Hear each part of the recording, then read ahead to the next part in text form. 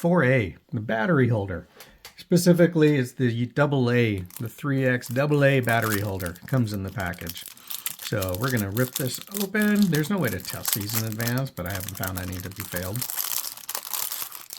These do not come with any connectors, just the bare wires. And what I'm going to do is, per the instructions, I'm going to cut the leads about 1 inch. You can just eyeball it. You just want enough there that you can do the stripping and soldering and get the sleeve on there at the end. And you just use the wire strippers. I'm going to give a little more. I'm going to move that notch back a little bit to give a little more space. I'm kind of spoiled with this thing.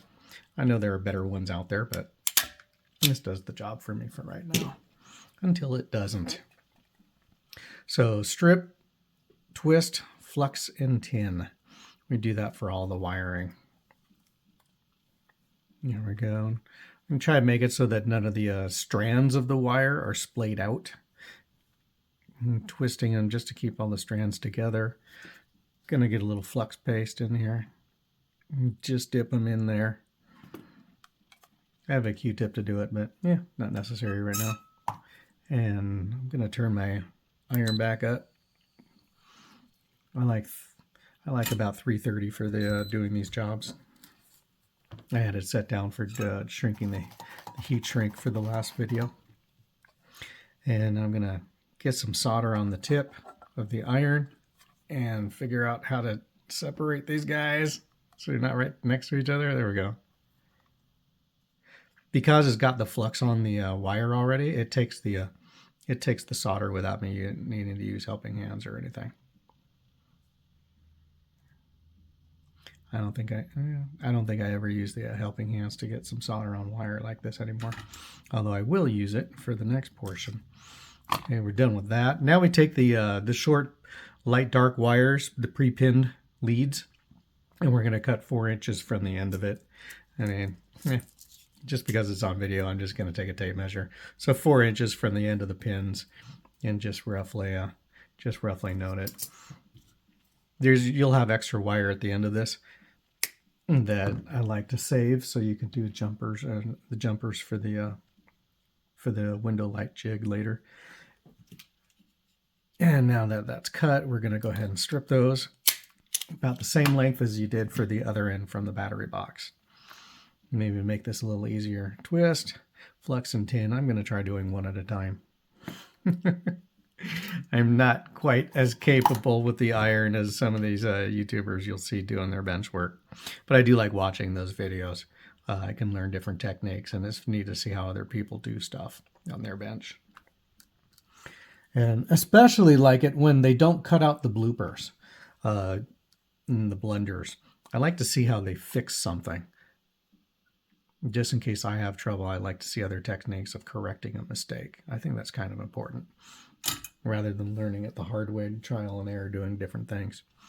Okay, so we've got the battery box leads already stripped, fluxed, twisted, fluxed, and tin, as well as the 4 inches of leads, pre-pinned leads. So I'm going to get the battery box in here. Do one wire at a time. In there. And light to light, dark to dark. You don't want to mess up the standard. And before I do that, I want to get my heat shrink on. Grab the handy dandy heat shrink and get them onto the wires in advance. If you get into the habit of doing it in advance, then you will not have to undo work later to get it into place. That's nice right there. Switch back to my soldering glasses.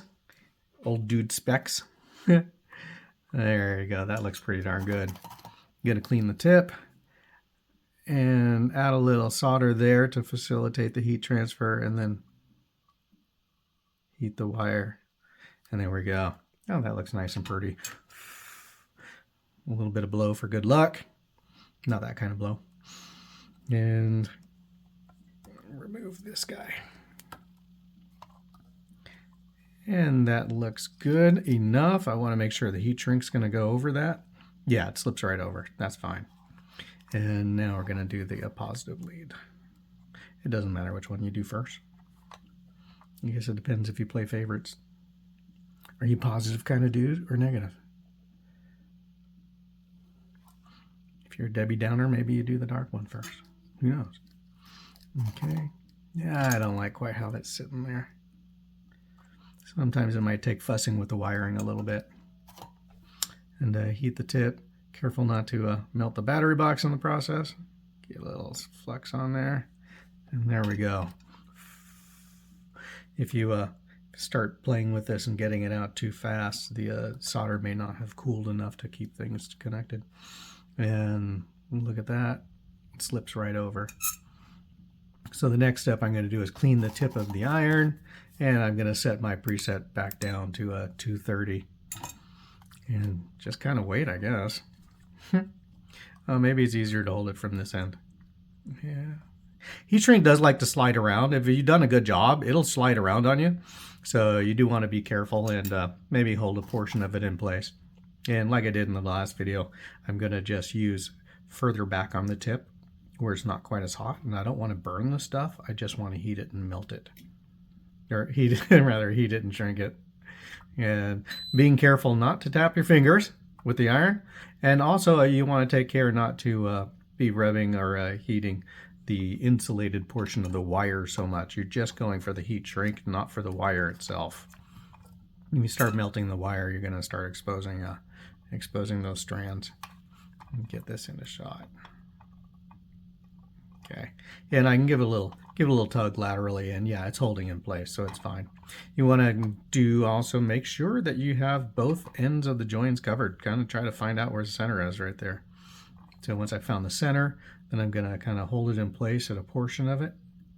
Yeah, there it is. I tapped my finger. Just briefly. It didn't hurt much.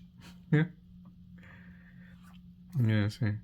I just like to get a couple sides of it and get it all around. Make sure it's shrunk to reduce the wire stress when there's bending and stuff going in and out of the box. All right. I'm just going to call that done. Unlike the speaker, once these leads are wired on here, do not apply the housing because we're going to be we're putting batteries into the battery box and using the battery box as a power source to test the lighting and contacts later on. And it's easier to do that when these leads are not in their housing. So we like to leave the housing off. And when the steps come in the future to actually do the testing using the battery box, you'll turn it on. And when you do power it on, then you want to make sure the leads don't come together and short. You don't want to hurt those batteries unnecessarily. So again, do not put the housing on the battery box. The speaker was the only one that's okay to do so because it's not going through channels and we're not using it for testing before the final build.